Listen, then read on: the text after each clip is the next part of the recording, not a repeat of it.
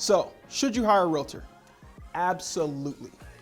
Should you hire your cousin or your friend that's a realtor? Well, unless they're top performers in the area, probably not. Sit back, I'm gonna break down all the reasons why having a realtor on your team can be invaluable. These are the top 7 reasons why you need to hire a realtor. Number 1, you don't know the market. You're an expert at your profession because you do it every day. But unless you facilitate the buying of real estate every day or the selling of real estate, odds are you're not an expert in the market.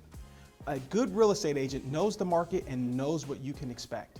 While the internet is full of information for anybody that's willing to take the time to look for it, it's the application of that data that separates the professionals from the general public.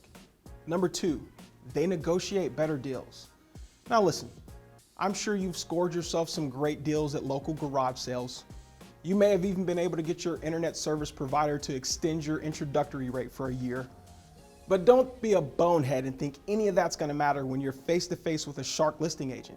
The data clearly shows that when people have agent-assisted home sales, they get more money for their property. There's also going to be some non-monetary things on the contract that need to be negotiated that you'll have no concept of. You need to have someone in your corner representing you. It's like that old attorney adage. The man who is his own lawyer has a fool for a client. Number 3, they have a network that you can plug into. Close your eyes for a second. Think about that guy at your workplace that sucks at his job. The guy that you kind of can't believe still works there. Well, you might be surprised to learn that your organization isn't the only place that hires that guy. You're going to need a home inspector, a loan officer, a termite inspector, an insurance agent, maybe even a contractor. A real estate agent will be able to plug you in with experienced professionals that can help you and reduce the potential chance for you to be just left unsatisfied with the service or maybe just with somebody who's completely incompetent. Number 4, the multiple listing service. The MLS is the registry that listing agents post homes to when they become available and on the market. This is not available to the public. You will need a licensed real estate agent in order to access it. Websites like Zillow and some of their competitors are not updated in real time. So often when you're on one of those websites and you're drooling over a property, it's already been sold. Now, be sure to watch my video, The Truth About Zillow, Trulia, and Realtor.com, where I'll be telling you about some of the things you need to be careful about when you're on those websites. But if you're in a hot market, you need a real estate agent who's going to be alerted the moment a property that meets your needs hits the market. Number 5, they have a better eye than you. Realtors look at homes every day. They're going to be able to identify some deficiencies that you might overlook in a property. Or you might find a deficiency in a home and decide you're okay with it, when the realtor knows that your lender's not going to be okay with it. Having a realtor to identify things that might be a problem on the front end can save you the cost of inspections, option fees, appraisals, etc.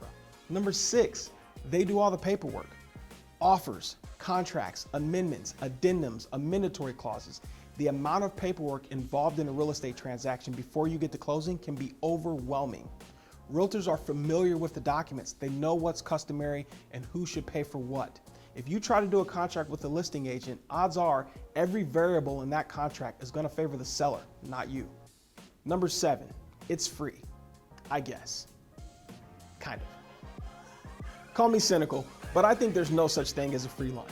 Now, people have a habit of saying that a real estate agent is free, and while that's true in some sense, you don't come to my channel to get a sense of the truth. You want the whole truth. So the reality is, the listing agent will negotiate the fee for the transaction when they connect with the seller. That fee is usually going to be somewhere between 5 and 6%. The listing agent then splits this commission with your agent, the buyer's agent.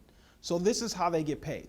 So while some might say that the agent is free to the buyer, others might say it's the money that the buyer pays for the house that pays for both the listing agent and the buyer's agent.